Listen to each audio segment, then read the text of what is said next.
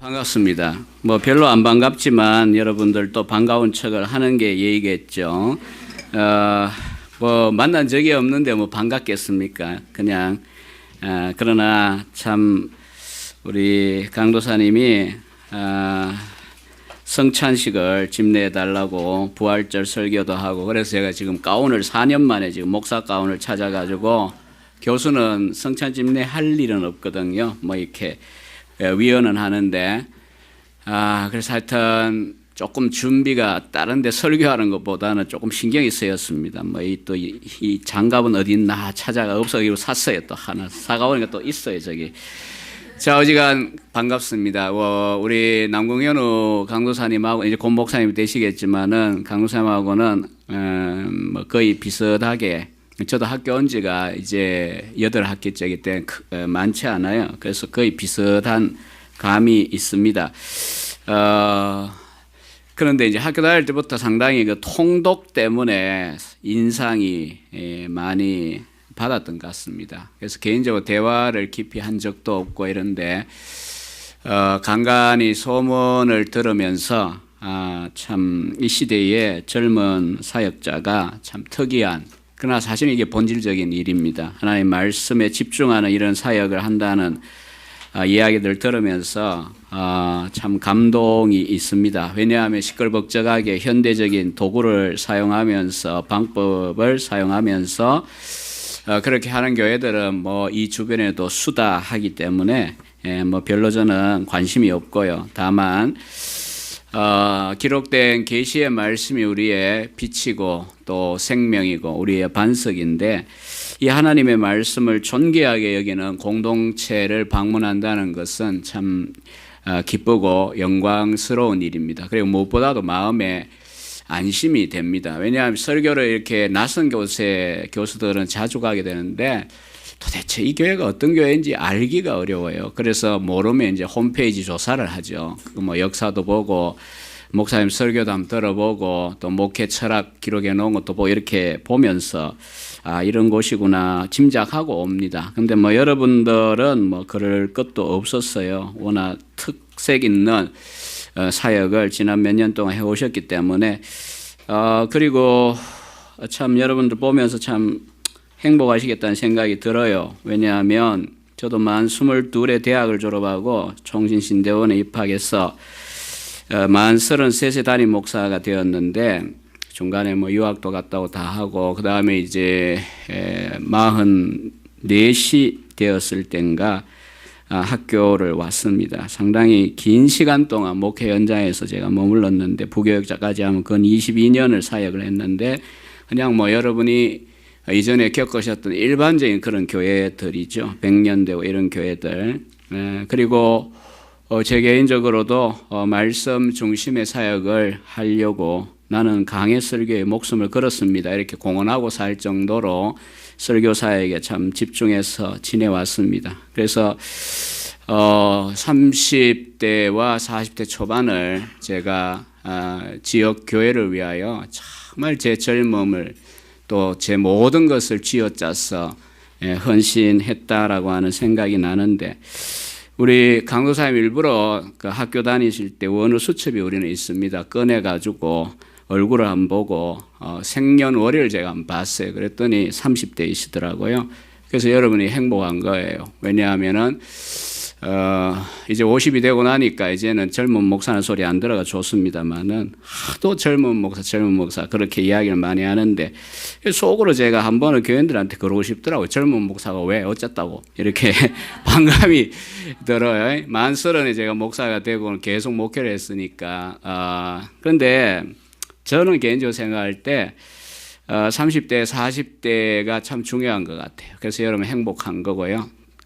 그게 두 번째입니다. 사실 첫 번째 여러분이 행복한 거는 생사를 넘나드는 한계 상황 그랜트 시투아치온이라는 야스퍼스의 표현이 있는데 한계 상황을 경험한 교역자이기 때문에 말씀이 그냥 경전 연구하는 수준의 것이 아니고 생과 사가 걸린 문제입니다. 그러니까 여러분들은 행복한 교회에 다닌다라고 하는 생각이 듭니다. 아무튼 이렇게 말씀과 또 성찬, 말씀은 들리는 말씀이고요. 성찬은 보이는 비저블 워드입니다. 보이는 말씀이에요. 그래서 이따가 이 두 가지를 제가 다 이 시간 여러분들 앞에 할 텐데 아마 다음 가을에는 여러분 교육자 목사 안수를 받으시니까 아마 이제 성찬도 집례하시고 세례도 주고 유아 세례도 주고 이렇게 하시게 될 거예요.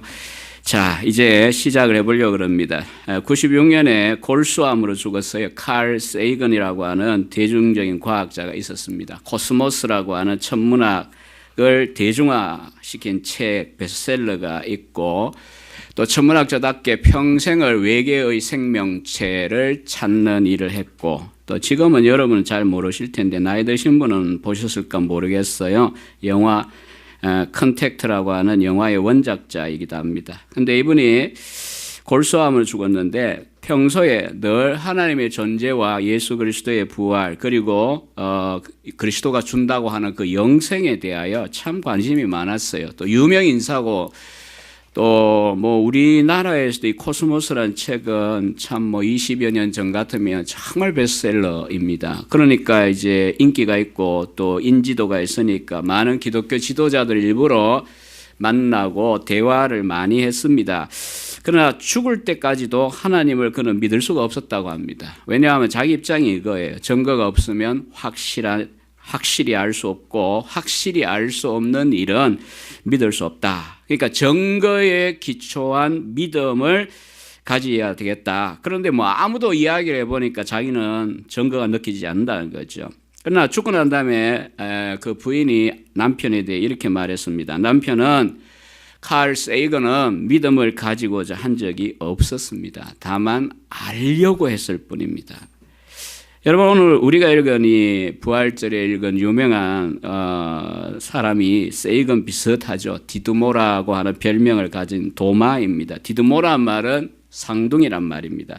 도마는 사실 모든 의심과 회의주의자의 대표자로 간주되어 왔습니다. 우리 오주강 찬송가 135장 3절에도 허물 많은 베드로를 용서하시고 의심 많은 도마를 확신 주시고 이렇게 언급하고 있습니다. 그래서 기독교 신앙에 대하여 의심이 많은 사람들은 도마가 상당히 동질적이다, 마음이 통한다 이런 생각이 듭니다. 그리고 우리가 도마를 따로 그렇게 생각하지만 사실 우리들의 일상생활 속에 이 도마가 너무 많습니다. 물론 여러분 부엌에도 도마가 있지만 그 도마는 아니에요. 예컨대 이제 토마스 혹은 토머스 가 도마거든요. 도마에서 온 이름이에요. 그래서 탐 앤 탐스라는 커피숍도 있고 그리고 톰 앤 제리라고 하는 그런 애니메이션도 있죠. 영악한 쥐 제리 맞나요? 헷갈려요. 늘 어느 게 톰인지 고양이가 톰이죠 아마. 그러니까 우리에게는 참 상당히 그 익숙한 이름이에요. 영어도 우리 때는 처음 배우면 제가 80년 중학교를 들어갔는데 I am Tom 혹은 I am Tom 이걸 이제 먼저 배운다고요. 그런데 그 원조가 바로 이 도마 사도입니다. 오늘 20장에 보면 도마 이야기로 시작한 본문만 읽었지만 사실 20장 전체를 보면 1절 이하에 이제 처음 부활절 그 아침에 예수님이 만나 주신 사람이 누구냐 하면 바로 막달라 마리아입니다. 막달라 마리아는 그 어두운 새벽에 겁없이 묘지를 찾아간 사람이에요. 왜 그럴까요? 그럴 때는 제정신이 아니든지 아니면 제정신인데 가슴에 뜨거운 어떤 열정을 가졌기 때문입니다. 마치 평범한 여자분들이 상상을 할 수 없었던 일을 엄마가 되고 나면 하잖아요. 마찬가지로 막달라 마리아는 7 귀신의 괴롭힘을 당하다가 예수님이 자유케 하신 여인이기 때문에 주님에 대한 사랑이 너무나 극진했습니다. 그래서 이런 새벽에 갔다가 제일 처음으로 마리아가 예수님을 만났어요. 그리고 그날 저녁에 19절에 보면 나옵니다. 예수님이 제자들이 숨어있는 집에 오셨어요. 갑자기 들어오셔가지고 문을 잠가놨는데도 그냥 뭐 홀로그램도 아니고 말이에요. 뭐 중간에 딱 나타나신 거예요. 갑자기 실체로. 그리고는 평강이 있을지어다 이렇게 말씀하고 성령을 받으라 이렇게 말씀하셨어요. 그래서 안 그래도 여러 가지로 힘들고 침체되어 있고 또 마음에 공포, 패닉에 잠겨 있던 제자들의 마음에 평화를 주셨어요. 부활의 주님이 그들의 영혼을 소생케 하여 주셨습니다. 근데 문제는 이렇게 중요한 자리에 딱 한 사람이 빠졌어요. 바로 도마였습니다. 왜 그가 빠졌는지는 모르겠지만 뭐 천국 가면 다 물어보면 되겠죠. 의문 나는 거는 뭐 땅위에서 강도사님도 마찬가지, 교수님 저도 마찬가지 물으면 다 아는 건 아닙니다. 뭐 아는 만큼 알고 또 연구하는 건데 천국 가면 아마 이제 여러분들이 물어보면 될 거예요. 다윗에게 질문이 있으면 다윗에게 가서 직접 물어보시고 그러면 되지 않을까 싶은데 왜 빠졌는지는 모르겠어요. 어쨌든 도마가 돌아오니까 이 제자들이 아주 이제 분위기가 급반전돼 가지고는 아주 기쁨에 들떠가는 말이 우리가 주를 보았다 이렇게 자랑을 했어요. 이런 상황이 되면 괜히 마음이 불편해져요. 우리들은 왜 하필이면 내가 없고 다른 사람 다 있는 때에 예수님이 나타났단 말이냐. 그래서 도마는 오늘 25절에 보면 이렇게 제자들에게 이야기합니다. 동료들에게 내가 그의 손의 못자국을 보고 두 번째 내 손가락을 그 못자국에 넣으며 내 손을 그 옆구리에 넣어보지 않고는 믿지 않겠다라고 이야기를 합니다. 도마는 제자들이 주님을 만났다고 하는 그것에 대하여 집단 환상일 것이다라고 해석을 하고 싶어 했어요. 왜냐하면 선생님이 돌아가시고 난 다음에 잔인하게 죽고 난 다음에 지금 제자들은 제정신이 아닙니다. 극도의 심리적으로 불안정한 그런 비정상적인 공포에 잠긴 상태이기 때문에 그럴 때는 심리적으로 약하다 보니까 헛것을 볼 수도 있다는 겁니다. 그러니까 자기는 그런 거예요. 동료들에게 당신들처럼 나는 그렇게 쉽게 넘어가지 않는다. 나는 실제 증거를 얻으면 내가 믿을 것이다. 상당히 과학적인 사고죠. 앞에 이야기한 칼 세이건 비슷한 사고입니다. 내가 증거가 없으면 믿지 못한다. 자, 여러분 이 복음서에 보면 12명의 제자들이 나오는데 제자들이 다 독특합니다. 베드로 상당히 열정적이고 말이 앞서고 또 수위의 자리를 놓치고 싶어 하지 않는 첫 번째 자리에 늘 있고 싶어 하는 거 우리 압니다.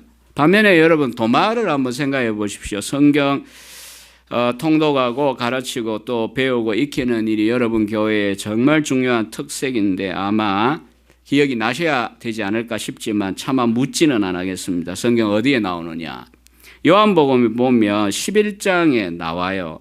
자, 나사로를 살려주기 위해서 예수님이 요단강 동편에서 다시 유대 땅으로 가려고 하니까 당시가 그 유대 지도자들이 이미 분위기가 안 좋아요. 그러니까 제자들은 다 말렸어요. 아니 왜 우리 죽을로 뭐 섭을 지고 혹은 기름을 지고 불에 뛰어듭니까? 예수님 안 됩니다. 다 말렸는데 놀랍게도 이 도마가 그래요. 우리도 주와 함께 죽으러 가자. 이렇게 이야기를 해요. 소위 여기서 이제 요즘 영화하고 있죠. 주기철 목사님 일사각오라고 하는 그 표현이 여기서 나와요. 우리도 주와 함께 죽으러 가자. 그러니까 도마는 지금 객기를 부리는 건 아니에요. 도마는 정말 주님을 좋아하고 따르고 이런 마음 가룟유다와는 전혀 달라요. 그런데 문제는 이런 의협심을 가지고는 그냥 십자가를 질 수 있는 건 아닙니다. 우리가 교회 생활 하시면서도 아마 겪으실 거예요. 겪었고 앞으로도 겪으실 거예요. 우리가 어떤 사나이로서 뭐라든지 안건 뭐로서 이러면서 어떤 인간적인 열정과 결심만으로는 우리가 십자가를 칠 수는 없습니다. 결국은 내가 이걸로 되는 게 아니구나. 이게 부닥치는 때가 옵니다. 인간의 열심과 또 의협심, 또 용기, 인간적인 것만으로는 갈 길이 아닙니다. 베드로도 그랬고 도마도 그랬어요. 그러나 적어도 우리가 인간적으로 순수한 마음, 적어도 도마는 주와 함께 죽으러 가자. 이런 일사각오를 가질 수 있는 그런 사람이었어요. 그 다음에 두 번째 등장하는 게 14장에 등장을 해요.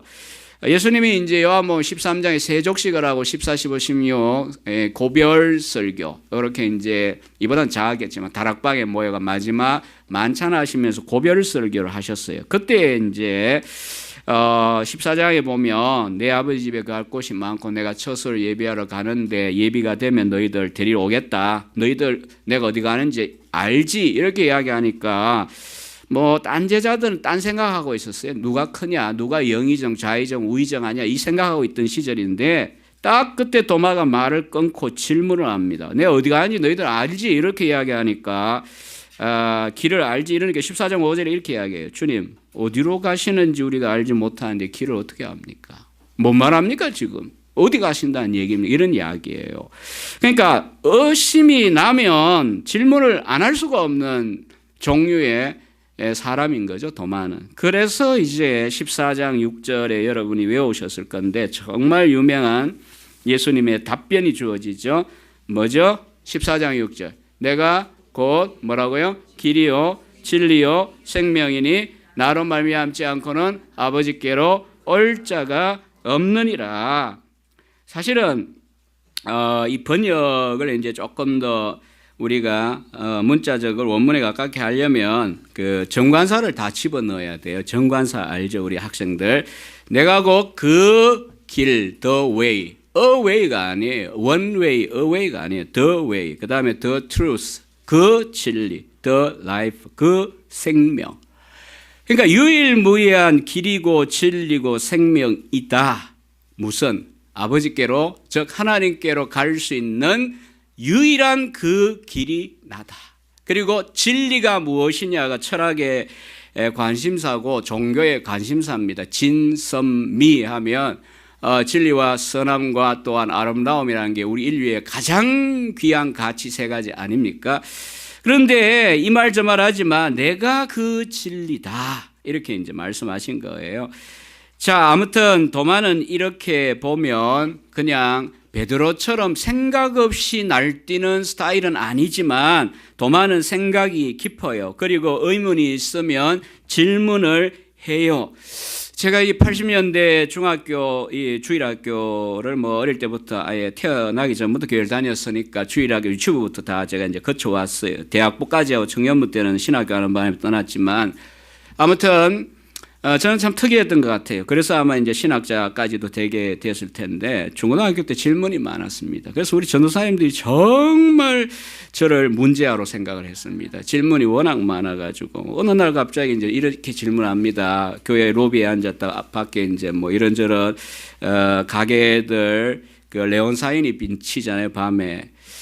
10대 사춘기의 나이에는 뭐 그렇게 질문할 수 있죠. 전사님. 아담과 하와가 지금 만약 이 세상에 와서 이런 문화를 본다면 어떤 생각할까요?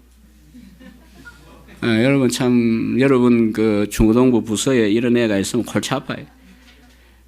그리고 또 이제 요한계시록을 어쩌다가 그 친구 때문에 전도를 했는데 요한계시록 보고는 안 오는 바람에 제가 또 열받아 요한계시록을 중학교 2학년 3학년 넘어가는 겨울방학 때 추석을 샀어요. 제가 샀어요. 누가 뭐라 한 게 아니고 내가 너무나 억울한 거예요. 왜 성경이 이상하다고 하느냐, 용이 나오고 이러면서. 그때는 우리는 해리포터 같은 거 모르던 때였기 때문에 이해가 안 된 거예요. 판타지 문학을.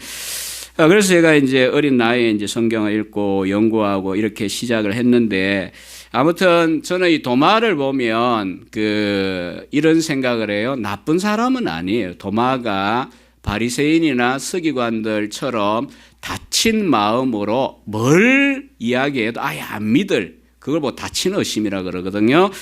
그러니까 가르쳐 줘도 들을 마음 없고 하나님의 증거, 귀신을 쫓아내거나 불치의 병을 고치고 그런 것은 그게 바로 성령 예방죄라는 게 그거예요. 명백하게 인간의 일이 아니에요. 소경이 눈을 뜨고 안전뱅이가 걸어서 쫓아다니고 이런 일은 불가능한 일이에요, 인간적으로는. 근데 그런 일들이 일어난다 해도 얼마나 증거입니까? 그래도 칼 세이건이 아마 그런 걸 봤다고 하면 글쎄요, 믿을 가능성도 있을 거예요. 왜 증거가 그렇게 많았어요, 예수님 당시에 공생하면서. 근데도 이 양반들은 닫혀 있기 때문에 안 받아들였어요. 저건 귀신 장난이다 뭐 이런 식으로. 왜? 자기가 포기해야 될 게 많으니까 딱 마음문을 닫고 안 받아들이는 거예요. 그러니까 이 도마나 어릴 때 제 모습도 뒤돌아보면 안 받아들이려고 묻고 의심하고 질문하고 그런 거 아닙니다. 열린 의심이에요. 이해가 안 되니까 묻는 거고 또 내가 믿음에 안 믿어지니까 믿고는 싶은데 믿어지도록 증거를 주십시오. 이런 이야기예요. 그래서 도마의 경우에 이와 같은 경우 주님은 답을 주시죠. 칼 세이건과 다른 종류예요. 저는 개인적으로 여러분이 좀 이제 뭐 다 아시는 이야기지만 몇 년 사이에 우리나라의 복음 전도에 있어서 중요한 하나의 아이콘과 같은 회심 사건이 있어요. 혹시 뭐 또 깊이 제가 뭐로 이야기하면 용서하십시오. 우리나라의 유명한 대표적인 지성인이라고 하는 분이 바로 이어령 씨입니다. 이어령 씨가 기독교 신앙을 받아들이지 못하다가 딸 이민아 씨가 전도를 하는데 이 눈이 완전히 가버렸어요. 그때 이제 이어령 씨가 그랬어요. 진짜 내 딸의 눈을 띄워줄 수 있는 신이 진짜 있다면 내가 믿겠다. 근데 그러면서 이제 마음이 겸손해서 한 유명한 말이 한 10여 년 가까이 됐나 모르겠는데 제가 굉장히 그때 인상적이었어요. 나는 반 기독교인은 아닙니다. 안티 크리스천은 아닙니다. 그러나 미 기독교인이다. 아직 기독교인이 아닐 뿐이다. 왜?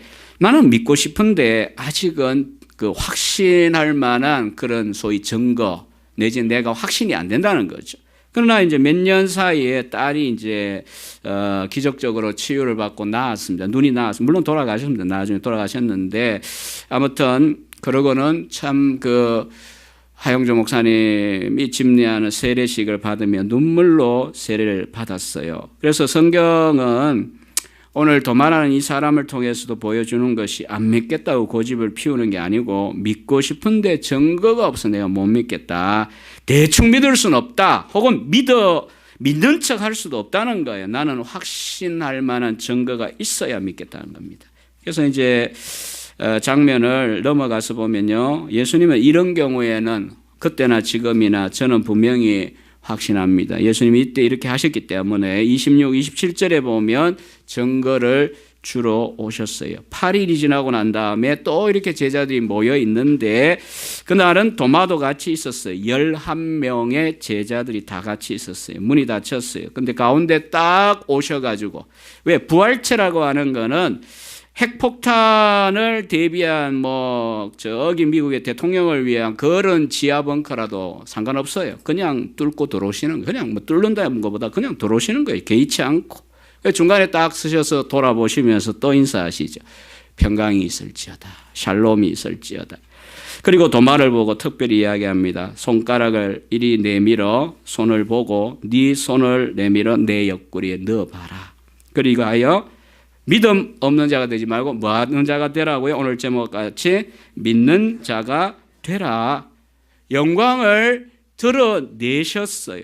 그리고는 놀라운 게 무엇입니까? 다 그냥 곁에서 마치 도마의 이야기를 들은 것처럼 도마에게 도마식으로 증거를 내미는 겁니다. 한번 해봐라.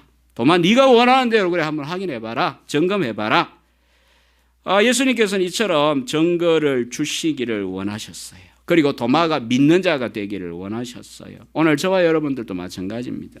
뭐 여러분 가운데는 다른 교회에 비하면 거의 없겠지만 그렇다고 인간의 모임인데 꼭 그렇게만 하겠습니까? 확신치 못하고 오긴 왔는데 내가 왜 여기 왔을까? 이 방배도에 갈 데가 얼마? 이 옆에 카페 거리 아니에요. 죽었긴 하지만 요즘 많이 근데 하여튼 여러분들 가운데 그렇지 않고 또 혹시 확신 또 증거를 원하고 정말 나는 믿고 싶다. 진짜인가? 그래서 이제 말 그대로 예수님의 인사한 말대로 하면 평화가 무엇인지를 내가 누리고 싶고 이 평화 이거는 세상이 줄 수 없고 빼앗을 수 없고 주님만이 주실 수 있는 샬롬이에요. 이거는 겪어본 자가 아는 겁니다. 세상이 그래서 그런 사람을 보고 야, 너 도대체 뭐 때문에 그렇게 평화로우냐? 너 같은 조건에 있으면 평화로울 수 없는데 너 왜 그러냐? 그게 바로 세상이 이해할 수 없어요. 지각에 뛰어난 평화거든요. 부활의 주를 만날 때 그것이 와요. 그 다음에 오늘 말씀대로 도마에게 갈망하는 자에게 증거를 주시면서 자 그럼 너 식으로 한번 소위 말하면 이제 입증을 한번 너 스스로 해봐라. 진짜인지 가짜인지. 자 여기서 이제 한 가지 성경에 없는 질문을 하나 여러분들과 함께 생각을 잠깐 한다면요. 자 이렇게 증거를 내미셨을 때 도마가 어떻게 했을까요? 옆구리에 손을 넣어보고 이 손에 손가락을 집어 넣어보고 이렇게 했을까요? 뭐 그렇게 하고 싶은 사람도 여기 있을 거예요. 진짜 지독한 사람이에요. 그런 사람들. 예수님의 이 도마와의 만남에 대한 장면을 그린 뭐 유명한 서양 화가들이 있어요. 렘브란트가 있고, 그다음 두 번째는 1210년에 죽은 이탈리아 화가 카라바조가 있어요. 카라바조. 이 양반은 잔인한 그림을 그리는 걸로 유명합니다. 목 잘린 그림, 또 혹은 목을 자르는 그림. 뭐 2종 세트밖에 없어서 다행이긴 한데 하여튼 이런 잔인한 걸 그리는 사람이에요. 그래서 이 사람이 도마의 그림을 그려놓은 거 인터넷 찾으시면 나올 거예요. 카라바조, 미켈란젤로 다 카라바조입니다. 우리가 아는 미켈란젤로는 아니고요. 다른 이름이 그냥 미켈란젤로입니다. 자, 근데 이 사람이 그린 걸 보면 저도 한번 이렇게 보았어요. 진짜 실제로 옆구리에다가 손을 집어넣고 이렇게 유심히 보는 장면이에요. 그러나 이 사람이 그렇게 그려놓은 것뿐이에요. 사실 성경에는 도마가 그렇게 기회다. 이제 한번 내가 과학적으로 조사를 해보겠다. 그러면서 이제 한 게 아니에요. 27절 다음에 보면 바로 무엇이 등장합니까? 자, 28절 우리 짧으니까 다시 한번 읽어봅시다. 시작. 도마가 나의 주님, 나의 하나님, my Lord and my God 입니다.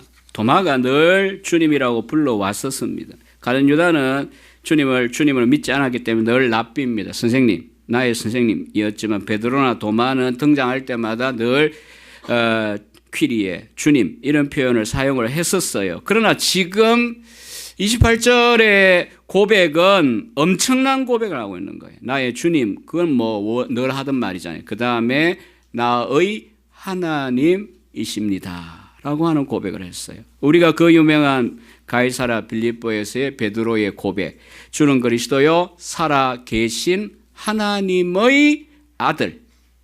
그것도 물론 엄청난 고백이에요. 정확한 고백이에요. 근데 사실 그거보다도 훨씬 더 깊이 들어간 고백을 도마는 했어요. 그 하나님의 아들이신데 당신도 바로 삼위일체 그 하나님, 제2위의 하나님이십니다. 신성을 선명하게 고백한 최초의 고백자가 누구냐 하면 바로 이 도마라고 하는 겁니다. 자, 보십시오. 도마는 증거가 주어졌을 때 확신을 하고 그 다음에 그냥 많은 게 아니라 거기서 멈추지 않죠. 도마의 그 이후의 생애를 들어보셨겠지만은 인도로 갔어요. 도마는 실제로 인도 제 원주민 선교사 친구들도 있고 이런데 이 친구에게도 확인해 봤어요. 인도 남부에 가면 도마가 거기에 와서 2000년 전에 복음을 전하고 순교까지 했다. 순교를 어떻게 하냐면 왕이 이 머리 가죽 껍데기부터 저 발바닥까지 다 벗겨가 죽였어요. 여기에 십자 표시를 하고 임산부는 들으시면 안 되는데 십자 표시를 하고 수원을 집어넣으면 쫙 내려가면서 이 스킨과 이게 구분이 되어버린대요. 그렇게 죽었어요. 근데 뭐 어거지로 죽은 게 아니죠. 복음을 전하다가 순교를 한 겁니다. 그리고 이제 그 이후에 없어진 게 아니에요. 2000년 동안 도마가 전해준 복음에 기초한 교회가 지금도 존재합니다. 그러니까 정리하면 이거죠. 도마는 의심 혹은 회의주의의 대부로 여겨지지만 사실은 닫힌 마음은 아닙니다. 알고 싶고 또 증거를 가지고 싶고 그리고 대충 믿는다 이렇게 말할 수 없다는 거예요. 분명하게 확신을 하고 싶어 했어요. 여러분 에스라 교회를 다니시면서도 그러실 겁니다. 성경을 이제 집중적으로 연구하고 외우고 이런 일을 하는데 대충 분위기 따라 가가지고 뭐 가는 분도 있겠지만 그러나 정말 이것이 좋은 공동체인데 좋은 배움의 기회인데 내가 이걸 통하여 진짜 이때까지 풀지 못했던 마음의 그 문제들을 다 풀어보겠다. 투지를 가지고 여러분들이 접근한다면 바로 도마와 같은 자세예요. 그건 좋은 자세입니다. 그리고 하나님께서는 답을 주세요. 그리고 나아가서는 중요한 것은 삶의 변화의 이룬다는 거죠. 오늘 마지막 세 번째 이야기인데요. 정리를 하고 우리에게 적용을 해보고 싶습니다. 27절 하반절에 말씀한 대로 예수님은 우리들 보고도 믿음 없는 자가 되지 말고 믿는 자가 되라고 말씀을 하세요. 그리고 이 부활에 대한 믿음이 얼마나 중요하냐를 11장 25, 26절에 마르다에게 예수님 말씀하셨잖아요. 나는 부활이요 생명이니 나를 믿는 자는 죽어도 살겠고 살아서 나를 믿는 자는 영원히 죽지 아니할 것이다. 예수님의 부활을 믿을 때에 예수님의 죽음, 내 죽음, 예수 부활, 내 부활이 되고요. 예수님의 생명이 우리의 생명이 되는 겁니다. 우리 영혼의 거듭남이 이 땅 위에서 주어집니다. 그리고 궁극적으로는 그리스도의 그 부활체, 그 영광스러운 부활체와 같이 우리의 몸의 형체가 변화되기를 우리는 기대할 수 있게 됩니다. 오늘 그런데 29절에 보면 보고 믿는 도마에 대하여 이렇게 말씀하신 구절이 바로 우리들과 관련이 있어요. 너는 나를 본고로 믿느냐? 보지 못하고 믿는 자들은 어때요? 복되도다. 예수님을 안 봤어요. 여러분 보셨습니까? 어떻게 생겼나요? 다 헛소리입니다. 보긴 뭘 봐요? 안 보고 믿는 거예요. 여기는 뭐 천국 갔다 왔다 이런 사람 없지요? 네. 저는 이제 목회할 때 그런 권사님 보고 조용히 계십시오. 제가 이야기했어요. 천국 이야기하지 말고. 예, 왜냐하면 고린도 12장 여러분 아시는 대로 갔다 오면 인간의 말로 말 못해야 정상적인 건데 말한다는 게 그게 아닌 거예요. 체험이 있다는 걸 부정은 안 하지만 저는 예수님을 본다 뭐 이런 사람들 들어 있어요. 그러나 성경은 그렇게 신비주의를 말한 게 아니고 오늘 우리들에게 보지 못하지만 보지 못한다고 증거가 없는 겁니까? 왜 보는 이 시각적 증거만 증거입니까? 이것만 왜 우리의 인식의 수단입니까? 오히려 베드로 전서 1장 8, 9절에도 말씀한 대로 너희가 예수님을 보지 못했지만 믿고 그 다음에 말할 수 없는 즐거움으로 즐거워한다. 그래서 오늘 우리 여기에 참여하신 분들이 다 보지 못했지만 믿고 확신하는 자들이시기를 바라고요. 도마처럼 증거가 정말 필요하다 그런 마음이라면 눈치 보지 말고 주님께 간절히 증거를 구하십시오. 정직하고 솔직한 질문에 정직한 답을 주시는 게 주님의 방식입니다. 제가 아는 어떤 시인이 있습니다. 이분이 안 믿었는데 죽을 병이 들어서 가톨릭 병원에 입원해가지고 죽었어요. 의사가 와서 눈을 이렇게 뒤집어 보더니 사망 선언을 했어요. 흰 천을 덮는데 불신자예요. 근데 뭐 가톨릭 병원은 어디나 그렇잖아요. 이 병실에 십자가 고상이 걸려 있어. 우리는 그걸 이제 추구해서는 안 되구나. 어쨌든 불신자 입장이에요. 걸려 있는데 순간적으로 그게 보이더래요. 천이 이렇게 덮여지기 전에 이런 생각이 딱 들더랍니다. 예수라는 이가 인류의 죄를 위하여 죽고 또 믿는 자에게는 영원한 생명을 준다는데 진짜 그렇다면 나도 좀 살려주면 좋겠다. 딱 이 생각이 몇 초 사이에 든 거예요. 이게 생인지 사인지 어서는 분명히 죽었다고 선언한 거예요. 근데 딱 그렇게 생각을 했는데 순식간에 이게 숨이 쉬어지고 살아나 버린 거예요. 여러분 필요하다면 하나님께서는 이런 방식으로도 사람들에게 증거를 주실 수 있어요. 그러나 물론 뭐 예수님을 만난 건 아니에요. 그러나 그런 다른 종류의 체험을 통하여 확신을 가지게 되는 거죠. 그러나 아마 여기 있는 저나 여러분 다 똑같지만 그보다는 영적인 변화를 통해서 우리가 소망 없이 살다가 주님을 인격적으로 만났다든지 또 인생의 의미를 발견한다든지 또 육신의 질병을 고침받은 사건을 통하여 또 이 자리에 있는 분도 있을 겁니다. 혹은 불안과 공포에 시달리다가 주님을 만나서 마음의 깊은 평화를 누리는 그런 사람들도 있을 겁니다. 그래서 아무튼 우리가 부활의 증거라고 하는 것은 단순히 도마와 같이 그렇게 눈으로 보는 것만의 문제는 아닙니다. 오히려 그렇게 만나지 못하더라도 영적인 여러 가지 성경이 말하는 구원의 사건들 또 중생의 사건들을 통하여 우리가 부활의 확신에 이르게 되는 겁니다. 여러분 생각에 참 이 땅 위에서 우리가 어떤 다른 외적인 것들이나 또 단지 지식이나 이런 것들을 통해서 우리가 생명을 대체할 수 있다고 생각할지 모르지만 아닙니다. 이 시간도 하나님의 말씀을 우리가 읽고 들음에도 불구하고 중요한 건 부활의 생명, 주님의 그 생명을 성령으로 각자가 다 경험하는 것이 중요합니다. 그래서 세상에 나가 살 생각을 할 때에 두렵게 하는 그런 대상들을 바라보고 우리가 평가절하할 수 있는 마음의 그 용기, 또 담대함, 또 우리의 그 여러 가지 헝클어진 상황을 성경적인 관점에서 정말 확신을 가지고 이게 전모가 딱 보이는 시각을 얻고 그렇게 돌아가시는 이게 부활의 생명입니다. 그리고 내가 가서 용기 있게 한번 싸워보겠다. 믿음으로 살아보겠다. 그러나 마지막으로 한 말씀을 드리고 마치려고 합니다. 도마가 그렇게 확신에 이르게 되었을 때 변화를 생각하셔야 됩니다. 왜냐하면 세상은 우리들에게 부활을 믿는다라고 말하는 우리의 입술의 고백을 듣기를 원하는 게 아닙니다. 그건 많이 들었어요. 뭘 원하겠습니까? 십자가와 부활에 동참하여 예수의 죽음이 내 죽음이 되고 예수의 부활이 나의 부활이 되어서 세상에 나가 십자가를 지는 사람, 대속의 의미는 아닙니다. 주님의 주신 사명을 감당할 수 있는 그런 사람을 보고 싶어 합니다.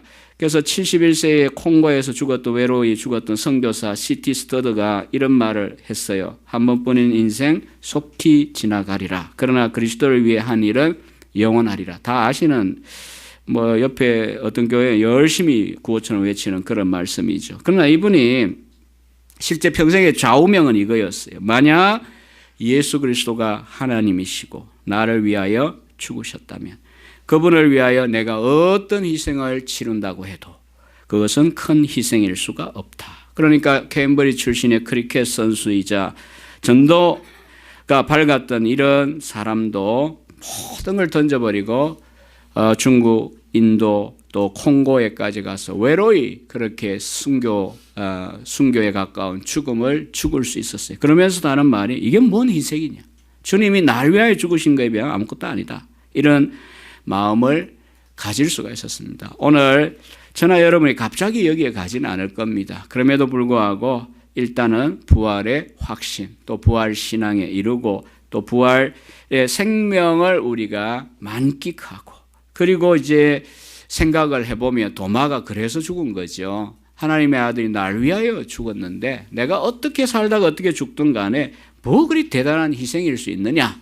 먹고 놀겠다, 천당 가겠다, 오렌지족의 사고를 가질 수가 없는 거죠. 제대로 십자가와 부활을 통과한다면. 저는 우리 에스라 교회를 통하여서 정말 하나님의 말씀에 집중하고 있는 여러분들 속에서 이처럼 의심장이 도마의 모습보다는 사실은 회복하고 또 확신을 하고 그리고 주님의 나라와 교회를 위하여 생을 헌신했던 이러한 믿음의 인물들이 이 부활절에 일어나기를 간절히 소망합니다. 이 시간 우리 늘 하셨던 대로 말씀을 묵상하시면서 다짐 기도를 잠깐 하시고 제가 이어서 바로 성찬식을 집례하겠습니다. 같이 기도하겠습니다.